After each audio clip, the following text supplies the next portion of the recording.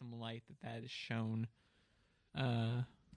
That's given us some material, so we're going to talk about that. Gabe and I are the Ross and Rachel of the show. Will you guys ever get together? This Wednesday for First King's Day or Three Kings Day? I don't know what it's called. Will they ever celebrate Christmas together again? Do they know it's Christmas time at all? I'm really happy to be done with Christmas music, by the way. Fuck yeah. I was playing some last night. Was it your record? No. It was the Seth MacFarlane Christmas record. Oh, that sounds God. so shitty. Why would you? It's just like crooning. Oh. No. Why do you even have that?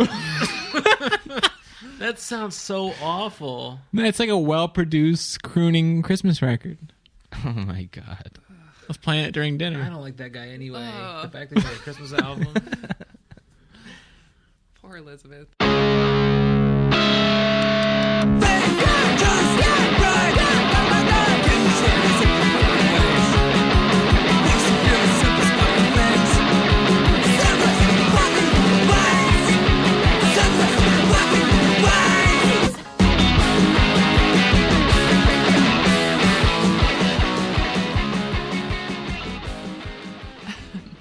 All right. Welcome, everyone, to X Brother Podcast. My name is Gabe Edwards with my sidekick, Josh Rosa, Hello. Lauren Reedy, Hey. and John Emil. Yep. All right. We did JuOn. This was Miss Reedy's pick. I have avoided this movie for weeks. I was scared to death to watch it, mostly because it's Japanese, and I'm just like, they do crazy shit in Japan. You can buy panties in a vending machine. I'm sure their movies are scary. What the fuck? What does that have to do with anything? Panties in a vending machine? You know about that? No. You can buy Come on, used... John. You got to keep up with world events. You can buy Used used panties in a vending machine in Stop Japan. messing around. To sniff. Do they have a picture of like the ladies? I think they do. Probably. that They're would fake. make sense. Dude, It's probably fake, but Dude, people John, fucking no pay for joke. it. Guess who's going to Japan next month? Guess what I'm bringing you? Dude, do Don't it, tell please. Laura. At least take a picture for us if you find one. I didn't know you We're were off track Japan. already. I am. We're off track already. Okay, I'm going to read the... Synopsis Yeah. of JuOn. Oh, is that how you pronounce Synopsis. Synopsis. A mysterious and vengeful spirit marks and pursues anyone who dares enter the house in which it resides. Okay, this is how all the synopses should be, like, succinct, to the point. I got it. We like Makes this one. sense. No spoilers. Yeah. Anyways, I don't know. What'd you guys think? Were you scared? Did you end up being scared, Gabe? No. No. I was no. I was nervous. I was nervous going into this movie. That's scared. a French accent, by the way. No. And no. Fuck. I was scared going into this movie, and so what I did is first I watched the trailer with the sound off, No way. No way. and that scared the shit out of me. What? Without sound? Well, my wife was watching like a movie, and I had the computer, and I was like, oh, I just want to watch the trailer, but I couldn't find headphones around, so I just watched the trailer with the sound off because I didn't want to like interrupt her movie. And the trailer, yeah, it was scary. It had all these like scary images. But do you want me to say if the movie scared me or not? Well, Yeah, that's what she asked. yeah. So they do a weird thing in here where it's almost like they let you know something scary is coming with the sound. Mm-hmm. But I feel like in an American movie they would cut to this creepy little kid and then the music would bang, and like that would scare you. Yeah. This they do the sound before she turns her head, Right. and so there was nothing in this movie that I was like, oh, that's really scary. The images are creepy. So you're saying like the sound was really good in the way that like they timed it? No, No. I don't think it was they- effective in terms of being they scary. did it ineffectively. So you weren't scared? I was not It scared. gave of it the movie. away. Yeah. Oh. You're like, oh, she's gonna look over and see something right now. Well, for this podcast, we'll get to this in greater detail, but I had everyone on the show rank this is our 8th film, and we had everyone rank their favorite film from their least favorite film, and I thought it was interesting that JuOn kind of got low marks from everyone. It was my second to last pick, so I gave it 7th place. Josh placed it 8th, and yet John placed it 2nd. I did. Whoa. Yeah. I thought this movie was cool. I liked it. Have you seen The Grudge? Has anyone seen The Yeah, Grudge? let's mention that. I have This, not this, seen this film became don't know. The Grudge, I've the not American seen The version. Grudge. Okay. Same director, What did Lauren have? working along with. Lauren placed it 5th. Okay. The thing is, I picked this movie because I think there is something, or maybe I'm starting to form a theory that there is something about like one of the couple first movies that you saw as a kid or as a teenager that scared you, and because the American Grudge was one of those movies. For me, I saw it when I was like 16. Funny story, I saw it. I was like friends with these two people in high school. One was a guy and one was a girl. And I had a crush on the guy who was like Mormon. I don't know. And I was like, we were like, oh, we're going to go see the scary movie. And I was like, sweet. I'm going to see a scary movie with this guy. I have a crush on him. Maybe something's going to happen. And then they ended up holding hands the whole time. And I was just sitting there like, oh, I didn't realize that was happening. And then you just had to be terrified for an hour and a half. And they were like with no cuddling. hand to hold. Like, Then the real Grudge started. yeah. And then I killed her. Did you bathe in her blood afterwards? That's not in the movie. I was like trying to think of where that came in. Josh is just demented. But yeah, so that movie really scared me when I was 16, and then I was like, and I remember at the time everyone's like, oh, but have you seen the original Japanese version? That one's even scarier, which is not true. No. Well, wait, John, from what angle do you rank the second out of our 8 films? So when we Only ranked, second to Babadook. when we ranked the 8 films, at first I thought of like, what movies do I just think are good? Like just good stories, well made. Like which ones could I see, wanting to go, discuss in a film class or something like that. And I thought this movie had some really cool elements to it. The way they told the story, the way it was chopped up, the time, which I'm still not totally sure how the time works in this movie. It reminded me a little bit of, there's an old Japanese horror movie called House, or The House, I can't remember. But it had some similar elements to it. And I think Japanese filmmakers are just, they kind of have a way that there's something about the pacing that I really like. And I just thought this was a cool movie.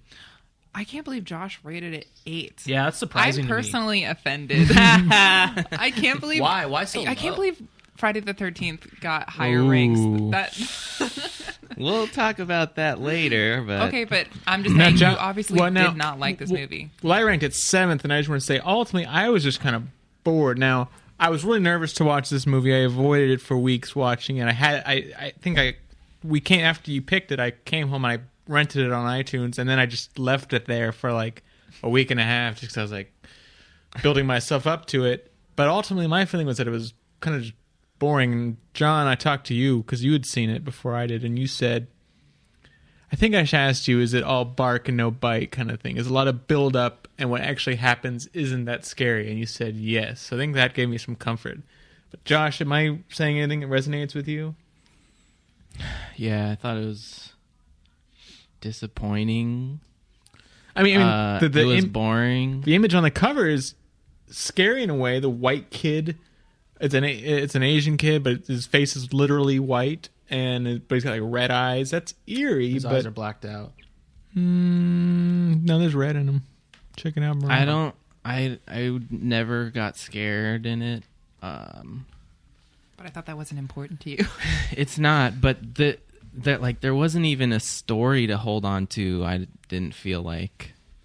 What is Well, the story? like- How would we describe the story? Well, the film is I broken mean, up. it just really feels like different little segments of Right. those two ghosts, either like tormenting someone or killing them, and that's it. Like, there's nothing. It's broken up into 6 stories, 6 different characters, all connected to this family that's living in this house. So some of them aren't actually in the house. I think it's connected to the house. Yeah, Kind of, but they go beyond the house. but there's a scene in I think the first segment where she gets a phone call, or there's a phone call and leaves an answering machine message, and then later we see the woman who makes that call at an airport, and she ends up getting followed. Yeah, there's a Hitomi. There's a line through the segments that Yeah. tie them all together, but I actually read something that said, because I was totally confused by like timeline, and I mean, it was like, okay, I generally get that like anyone who enters the house or is cursed, but then when it started getting to the schoolgirls, it's like, what the fuck? And I know that they like the one of them is a daughter of the original investigator, and like that's kind of how it connects back to it. But I actually read something that said when they made the American version, the director said like Americans like are very confused by this way more than any like Japanese audiences, and that's why they like consolidated all the stories to basically be around Sarah Michelle Gellar's character, who's like the worker from the beginning, the social Rika. worker. Yeah. So they just like they kind of cut out all that stuff because he said American audiences like were confused. But the funny thing is he said like he kind of said it, I think he was like, I don't really understand, but Americans don't get this movie. Japanese audiences were fine with it, so we just have to dumb it down, I think. It makes sense. Does it? I think so. I feel like there wasn't anything to dumb down though, except the timeline. Like, yeah. But it was weird. I mean, Pulp Fiction, you know, like we have a lot of films like that. I don't know.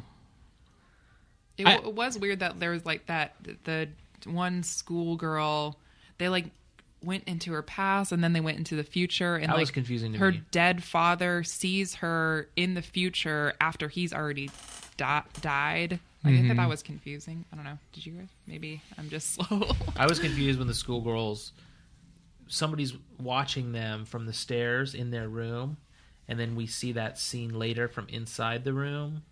You remember what I'm talking about? I think that's the father who sees them, right? The guy? Yeah. Let's see.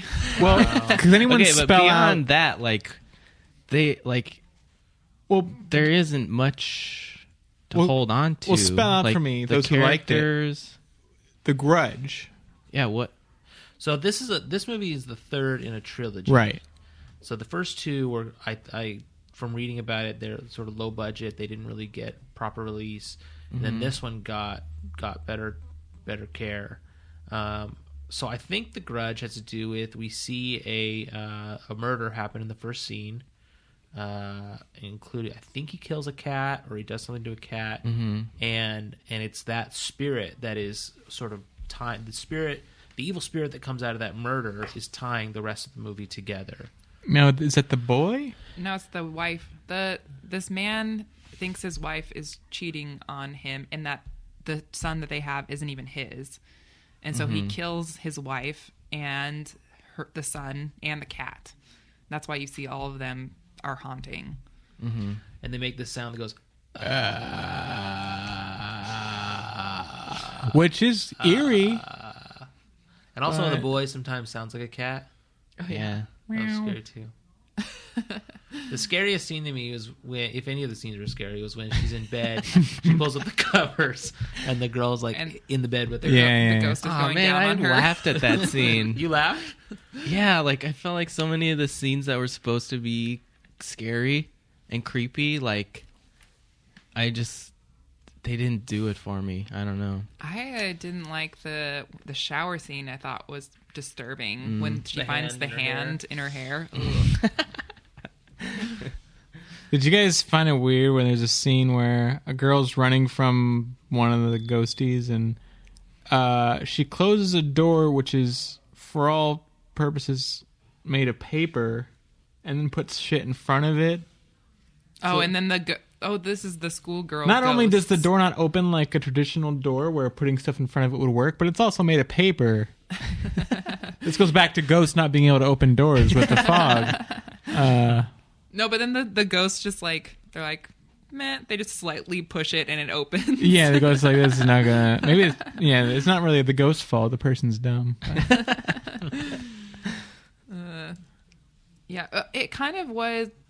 The funny thing about this one is it kind of was like slasher-y in my opinion, because it just was following a bunch of characters, and each time the same thing happens and you just watch them run away from the same killer. Like, that's when it started to break down for me, was like the fourth one in. I'm like, okay, this is all that's gonna happen. Like I thought they were gonna go more into the backstory, and I thought there was gonna be more of like a fight between Rika and the ghost, and maybe she was gonna be able to fight it off or diminish its power or something, and that never happened. You're the only one here that's seen The Grudge as well as this. Is that right, Josh? Yeah, I haven't seen The Grudge. And Johnny? Nope. Do you recall enough to say, like, I thought it was better. The Grudge. I think the American version is better. Yeah. But you are a dumb American. So. And I am a Buffy fan, so yeah. that's really all this comes down Sarah to. Michelle. Gellar. Gellar. Yeah. Thank you for Gellar. pronouncing that Yeah. properly. Is that how you pronounce it? Galar? Yeah. Oh my gosh. Yeah, I literally have no notes for this I don't. movie. I pulled up my page. We got in here. I pulled up my page, and all it says is closed captions, death rattle, and I went, "Oh shit!" I didn't type anything out for this movie because I did have the captions on. Wait, yeah, I had the captions on, and then it would just say death rattle whenever they make that noise. I noticed my You notes. had the caption on. You don't speak Japanese. No, not that dialect. I noticed I wrote a ton of notes, but it's just factually what happens. There's actually nothing to comment on besides the paper door thing. You guys, I'm sorry. Okay. Okay, so last night we were at the bar and you kind of said like you regretted picking this. Is that why? Or Yeah.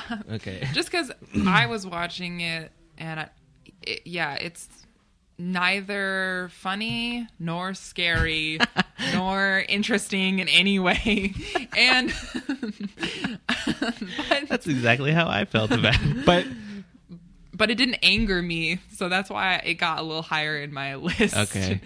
It didn't. Well, now- That's how I feel about Suspiria, kind of though. Like I didn't think it was scary. I didn't think it was funny. I didn't think it was that interesting. And I don't know. Gabe and I were talking a little bit before we got here. Gabe has admitted that he has kind of a prejudice against foreign films or non-American films.